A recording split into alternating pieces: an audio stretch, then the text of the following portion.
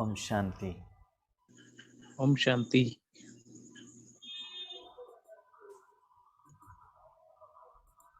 आज के वरदान बाप दादा के वरदान अपने बच्चों के प्रति। डेट 29 मई 2022। वरदान है संपूर्णता की स्थिति द्वारा प्रकृति को ऑर्डर करने वाले विश्व परिवर्तक भव। संपूर्णता की स्थिति द्वारा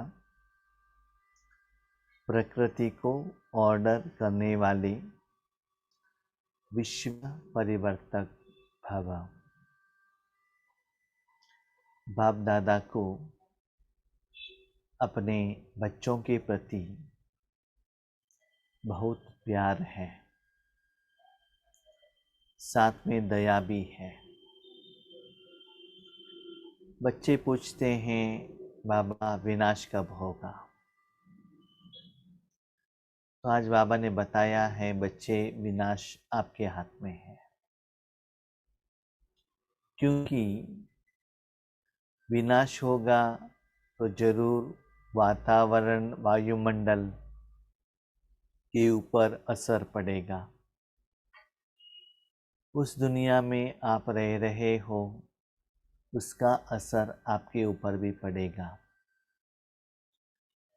आपने अंतिम जन्म मेरे हाथ में दिया है तो मेरे कोई भी बच्चे दुखी हो ये मैं नहीं चाहता हूँ। इसीलिए जल्द से जल्दी तपस्या द्वारा संपूर्ण बन जाओ, संपन्न बन जाओ। इतना इस दुनिया से डिटैच हो जाओ, इस दुनिया का कोई भी असर आपके ऊपर ना पड़े। भले दुनिया कुछ भी हो जाए लेकिन उसका असर आपके ऊपर ना आए। आज हम जब वॉकिंग जा रहे थे तब उस समय ऐसे ही सोच रहे थे, अंतिम समय में आप इस दुनिया में रहेंगे तो आपके साथ इलेक्ट्रिसिटी नहीं रहेगा, ना मोबाइल, ना टेलीविज़न, ना सीरियल, ना फिल्म, ना रिश्तेदार। तो उस समय आत्मा को सुख के लिए अपने मन को कहाँ रखेंगे? कोई भी स्थूल साधन नहीं है ना। आत्मा को कुछ नहीं मिलता है तो आत्मा कैसे जिंदगी जीतेगी? सुसाइड कर लेंगे तो भूत प्रेत आत्मा बन जाएंगे ना। ज्ञान तो हमारे पास है। आज तो भोजन के लिए, भोजन द्वारा आत्मा को सुख मिलता है, मोबाइल द्वारा मिलता है, रिश्तेदार द्वारा मिलता है, कपड़े द्वारा मिलता है, लेकिन अंतिम में कुछ भी नहीं रहेगा ना। तो रूहानी सुख के लिए क्या करते हो? इसीलिए अभी से प्रैक्टिस करना है, ज्यादा समय बाबा के साथ में रहो। निराकार सुख, रूहानी सुख की तरफ अटेंशन रखो। तो बाबा कहते बच्चे जब आपका इस संपूर्ण स्थिति बन जाएगा, संपन्न स्थिति बन जाएगा, तब आप ऑर्डर करो। यस, आप अभी हलचल बना सकते हो। पंचतत्व एक ही बार अपना प्रभाव दिखा सकते हो। तो विनाश आपके हाथ में है बच्चे, ऐसे संपूर्ण बनना है। उसके पहले अपने जो मन बुद्धि संस्कार है ना, उसके ऊपर आपको कंट्रोलिंग पावर चाहिए। अपने मन बुद्धि को अब जहाँ चाहते हो, जितना समय चाहते हो, जहाँ रखना चाहते हो, वो कर्म और कर्म का फल आपको मिलना चाहिए।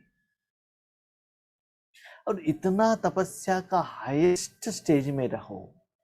याद रखिएगा, बाबा आज कह रहे हैं तपस्या। रिसेंट 15 दिन के मुरली से तपस्या आ रहा है। जो भी तपस्वी रहते हैं ना, उसके आगे कोई भी नहीं रहते हैं। याद रखिएगा, साक्षात्कार मूर्ति के आगे दर्शन के लिए लोग रहेंगे, दर्शन मूर्ति के आगे भी रहेंगे, चैतन्य मूर्ति के आगे भी रहेंगे, लेकिन तपस्वी अकेला रहेगा। लेकिन उसका वाइब्रेशंस, अनुभव जरूर सारे विश्व तक फैलेगा। विश्व परिवर्तन के संकल्प लेकर उन्होंने तपस्या की है, तो जरूर उसके असर विश्व तक फैलेगा। इसलिए ऐसे मत सोचिएगा आपके आगे कितना लोग हैं, लेकिन आपके आगे तीनों लोग दिखाई दे रहा है क्या? कितना सुंदर बात है। सूर्य से रोशनी आता है, या सूर्य को धरती दिखाई देता है? आप लोग क्या कहते हैं? सूर्य को धरती दिखाई देता है? हाँ या ना? जो समझते हैं हाँ हाथ उठाइए। तो दुनिया में जो सूर्य रोशनी देता है, उस सूर्य को धरती दिखाई देता है। जो समझते हैं वो हाथ उठाइए। सिर्फ एक आत्मा हाथ उठा रही है और कोई नहीं उठा रही। तो सूर्य को धरती नहीं दिखता है क्या? दिखता है कि नहीं दिखता है? वास्तविकता ये है कि नहीं दिखता है। कैसे? समझ लीजिए आप एरोप्लेन में जा रहे हैं, माना 100 किलोमीटर या 1000 किलोमीटर ऊपर चले गए। वहां से आप नीचे देखेंगे तो धरती दिखाई देगा क्या? नहीं। सूर्य तो आपके भी ऊपर है ना, तो उनको कैसे दिखाई देगा? जब धरती दिखाई नहीं देता है, लेकिन रोशनी तो पहुंच जाता है ना। तो वैसे ही आप ऐसे तीनों लोगों को रोशनी देने वाले बनो, इमर्ज करो।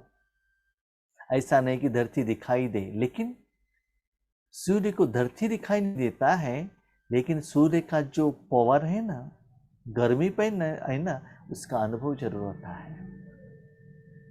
भले आपको तीनों लोग दिखाई ना दे, लेकिन आपके द्वारा जो फ्लो हो रहा है परमात्मा का एनर्जी, इसका अनुभव जरूर होना चाहिए। तो ऐसी तपस्या में इतना हाईएस्ट स्थिति में रहो, ताकि इस दुनिया का कोई भी हलचल आपके ऊपर असर ना पड़े। ऐसी स्थिति बनाकर मेरे पास आओ। यस बाबा, नाउ यू कैन डू परिवर्तन। सारा पोर्शन कंप्लीट करके अभी आप कभी भी एग्जामिनेशन ले सकते हैं। We are ready, portion completed, study ready है। तो ऐसे हाईएस्ट स्थिति जब आएगा, तब आप प्रकृति को ऑर्डर करेंगे, तब विश्व परिवर्तन आ सकता है। तो विश्व परिवर्तन के लिए आप ही जिम्मेदार हो। अभी बच्चों का क्वेश्चन, सपोज हम संपन्न नहीं बने, संपूर्ण नहीं बने, पुरुषार्थ वैसा नहीं किया, विश्व परिवर्तन नहीं होगा क्या? जरूर होगा। जो सेलेक्टेड बच्चे हैं आपस में मिलकर संपन्नता का समारोह मनाएंगे, मिलकर संकल्प करेंगे, तब विश्व परिवर्तक होगा। तो ऐसे स्पेशल बच्चे आपको बनना है।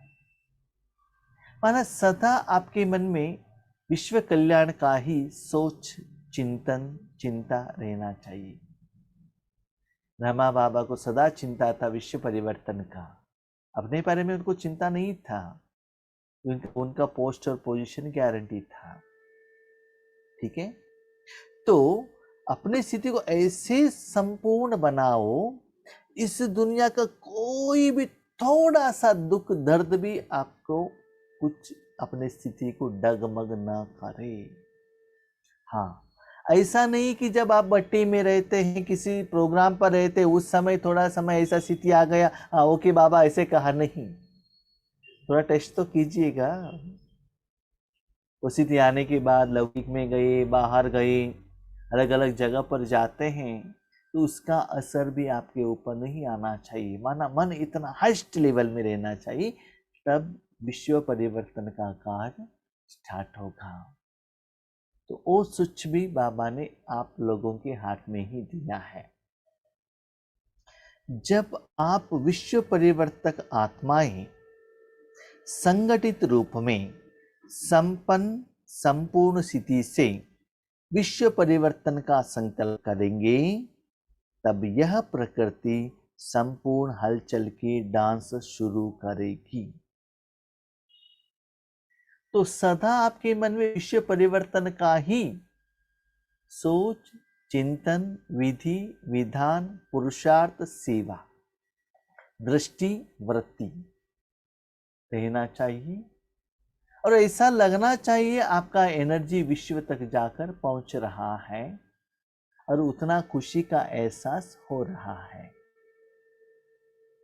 जब जो निमित्त बच्चे संगठित रूप में ऐसे सेवा करते हैं, तपस्या करते हैं, जब उनका स्थिति संपूर्ण हो जाता है, तब ही पंचतत्व प्रकृति अपना प्रभाव डालेगी परिवर्तन के लिए। वायु, धरती, समुद्र, जल, इनकी हलचल ही सफाई करेगी, लेकिन उसका असर आपके ऊपर नहीं आएगा। जिनके साथ विकर्म है, हिसाब किताब है, गंदगी है, जिस आत्मा में गंदगी है, उस आत्मा को ही इसका असर आएगा। एक जगह से प्रकृति साफ कर रही है, उसके पीछे आपका जो वाइब्रेशंस पीछे पीछे पीछे पीछे जा रहा है। आगे क्लीनिंग प्रोसेस, पीछे से स्वर्ग का स्थापना ओवर जा रहा है।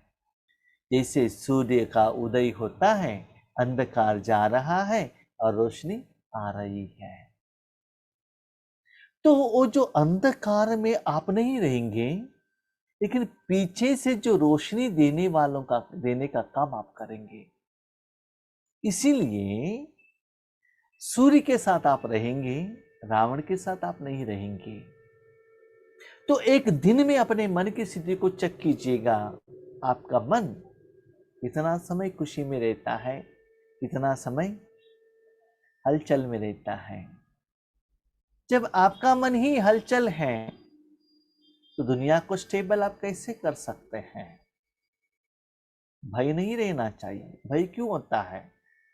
जब आपका हिसाब किताब है, आपने कुछ गलत काम किया है, आपके अकाउंट में विकर्म है, किसी से लोन लिया है तो भय होगा। किसी से आपने लोन ही नहीं लिया है तो नियम ये नहीं है, आपने लोन नहीं लिया तो आपको दुख नहीं होगा। दुख है, हलचल है, टेंशन है, समस्या है, विघ्न है, परिस्थिति है, इसका मतलब सम अकाउंट नेगेटिव मेरा इस दुनिया से है। बाबा हम बच्चों को इतना रेडी कर रहा है इन एडवांस, बच्चे ऐसे आगे पंचतत्व एक ही बार दुनिया में वार करने वाले हैं, लेकिन वो पंचतत्व भी आपकी संपूर्ण स्थिति को वेट कर रहे हैं। अभी बाबा पूछ रहे हैं, बच्चे टाइम मैंने आपका हाथ में दे दिया है, संपूर्ण बनो और मुझे कहो यस बाबा हम रेडी। ठीक है, परंतु यह प्रकृति आपका ऑर्डर तब मानेंगी जब पहले आपके स्वयं के सहयोगी कर्मेंद्रिया मन बुद्धि संस्कार आपका ऑर्डर मानेंगे। कभी कभी हम बहुत अच्छा पुरुषार्थ करते हैं, कभी कभी अपना मन बुद्धि को बाबा में लगाना चाहते हैं तो लगता ही नहीं है। कभी कभी इतना इजी हो जाता है, इतना इजी है ना, कोई मुश्किल ही नहीं है, इतना आसान लग जाता है, आराम से मन बाबा के हाथ में दे दिया तो मस्त रहे।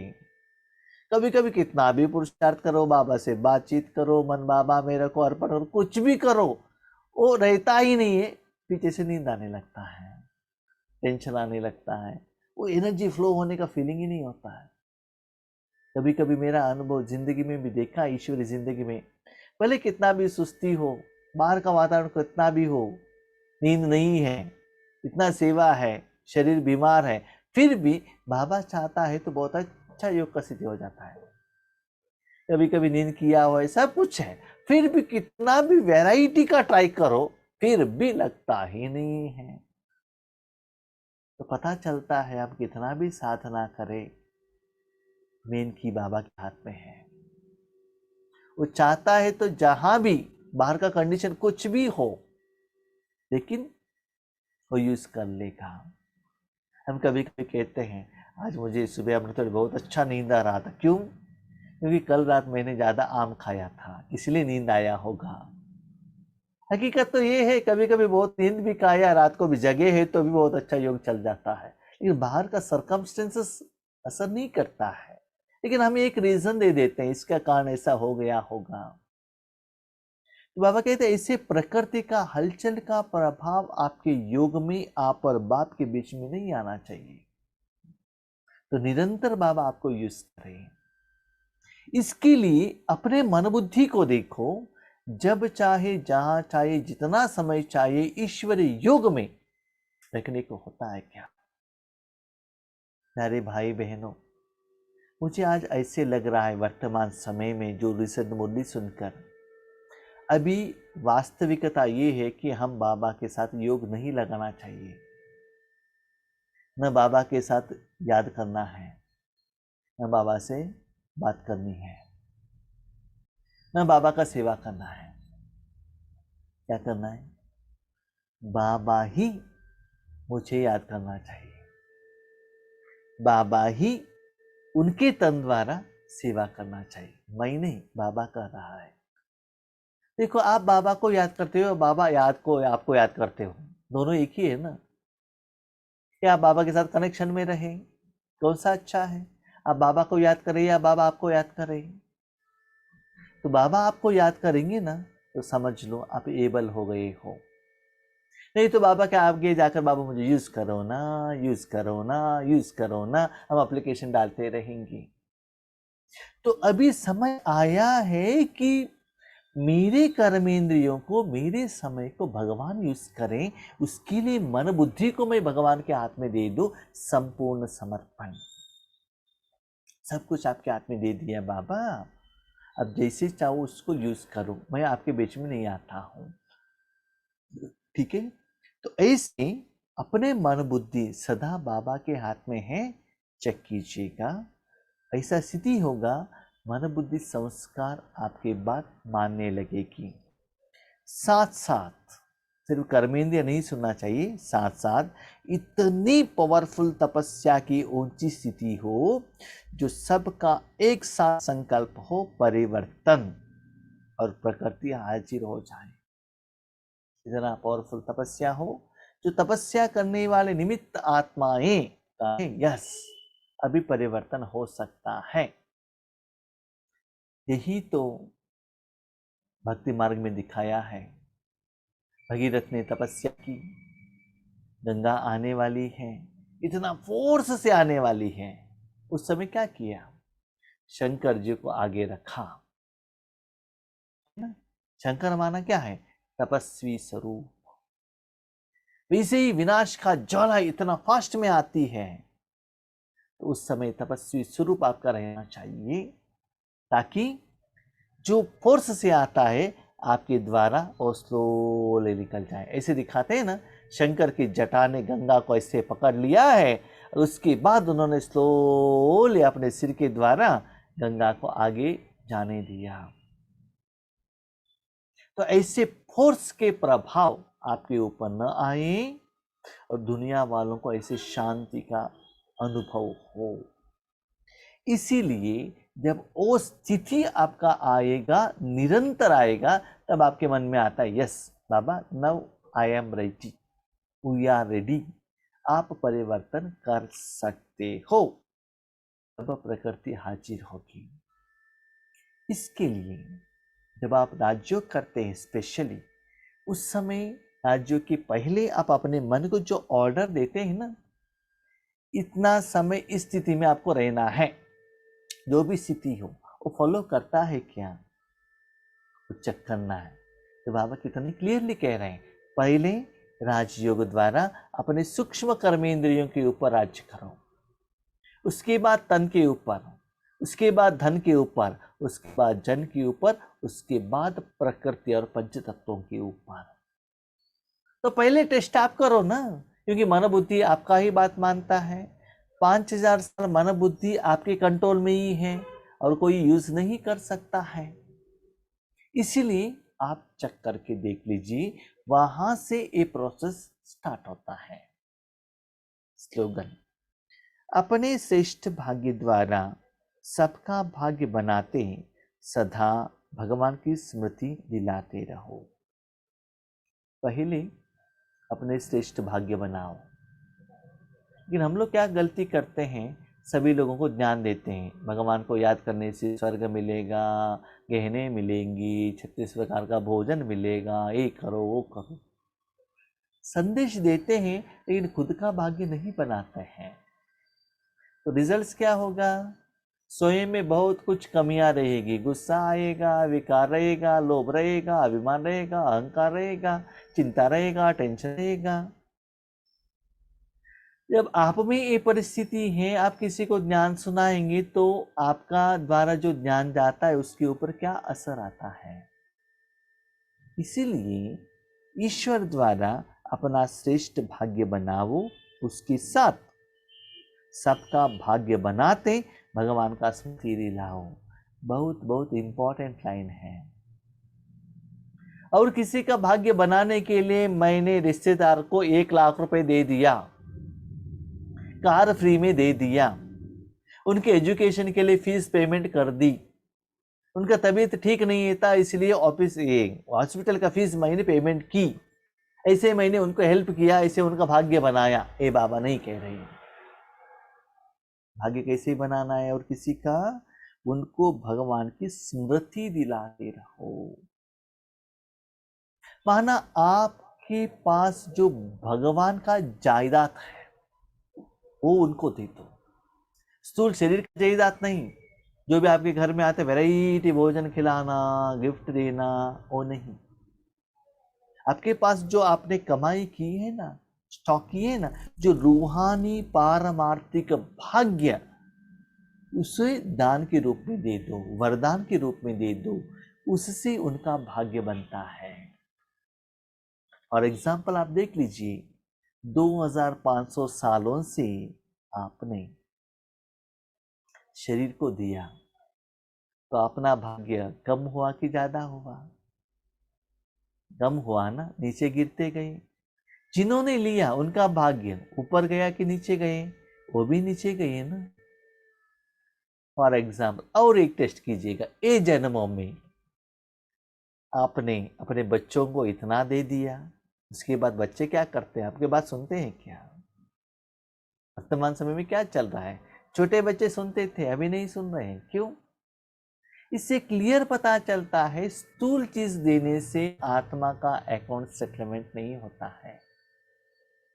आत्मा का अकाउंट सेटलमेंट होना है तो रूहानी हिसाब किताब चुकतू करना है राजयोग द्वारा, तभी रिलेशनशिप अच्छा होता है, संसार अच्छा होता है, एकता आती है। ये है सीक्रेट। इसलिए परमात्मा का भाग्य बनाते और सभी को परमात्मा भाग्य का स्मृति दिलाते चलो, यही आपका ऑक्यूपेशन है। ठीक है? अच्छा, ओम शांति।